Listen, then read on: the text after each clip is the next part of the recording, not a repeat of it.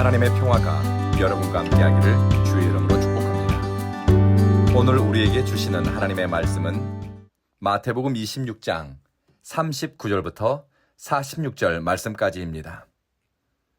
예수님에게 겟셋마네는 순종의 전쟁터였습니다. 우리 주님도 십자가를 지기 전, 순종의 길을 선택하기 전 목숨을 건 기도와 처절한 영적 투쟁의 과정을 거쳤습니다.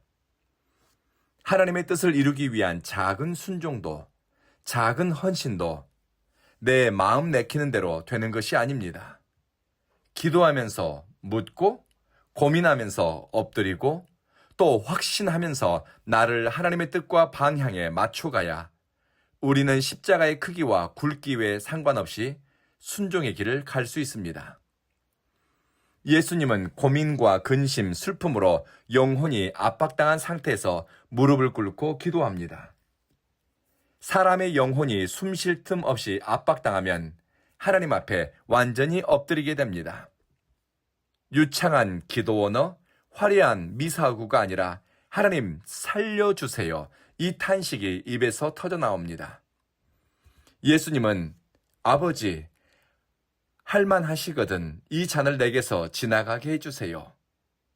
살려달라는 겁니다.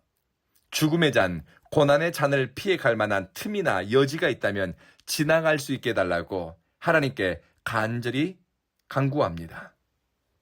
사망의 권세에 사로잡힌 인간, 흑암의 권세가 역사하는 상황에 짓눌린 영혼의 입에서 터져나오는 가장 근원적인 기도이면서 탄식이라고 할 수 있습니다. 짓눌린 영혼이 하나님께 드리는 가장 정직한 기도 언어입니다. 살고 싶습니다. 살려주세요. 믿음이 없어 자신감이 부족해서 이렇게 기도하는 것이 아닙니다. 믿음이 좋은 사람, 순종과 헌신의 길을 가는 사람은 십자가를 아무렇지도 않게 지거나 죽음을 아무렇지 않게 받아들이는 사람일까요? 예수님을 통해서 우리는 탄식하는 인간, 하나님 앞에서 부르짖는 인간이 구할 기도의 언어를 발견합니다. 답답한 일을 당하고 좌우로 에워싸인 것 같은 상황에서 탄식과 한숨이 입에서 새어나오는 것이 꼭 잘못된 것만은 아닙니다. 탄식과 부르짖는 행위가 신앙이 연약하다는 증거는 아닙니다. 진짜 믿음의 저력은 탄식이 없는 것이 아니라 탄식의 끝자락에 나의 원대로 마시고 아버지의 원대로 하옵소서. 마지막 순간 하나님 아버지의 뜻을 붙잡는 데 있습니다.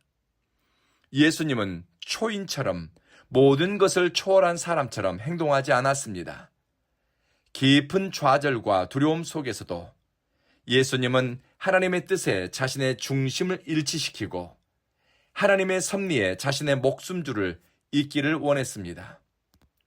겟셋마네에서 예수님의 피 맺힌 기도, 어쩌면 바위투성이인 겟셋마네 언덕을 기다시피 외친 예수님의 부르짖음은 실패의 자리가 아닙니다. 사망과 흑암의 권세가 승리하는 자리도 아닙니다. 궁극적으로 예수님의 순종이 십자가를 향해 확정되는 자리였습니다. 죽으나 다시 사는 길을 향해 뜻을 세우며 하나님의 손에 죽음과 다시 사는 생명까지도 의탁합니다. 살다 보면 신앙의 길을 가면서도 사방이 흑암에 사로잡힌 것 같고 도무지 솟아날 구멍이 보이지 않는 상황에 처하는 경우가 있습니다.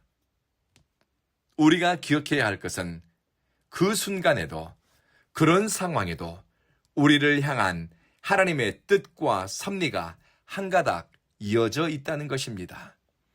우리가 울더라도 주님 앞에서 울고 부르짖더라도 주의 이름을 부르며 구해야 할 것은 우리에게 이어진 하나님의 뜻을 발견하고 그 방향으로 나가기 위해서입니다.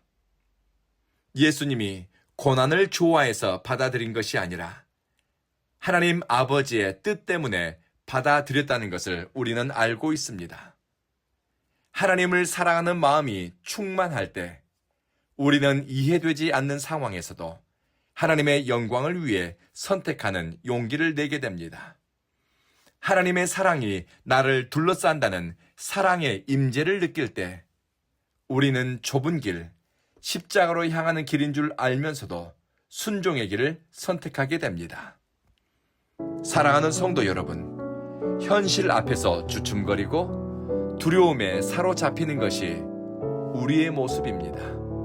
그러나 흑암의 권세가 역사하고 사방으로 애워싸임을 당하는 것 같은 상황에서 울더라도 주님 앞에서 울고 하나님 아버지의 선하신 뜻을 붙잡아야 그 길이 부활의 아침으로 이어집니다.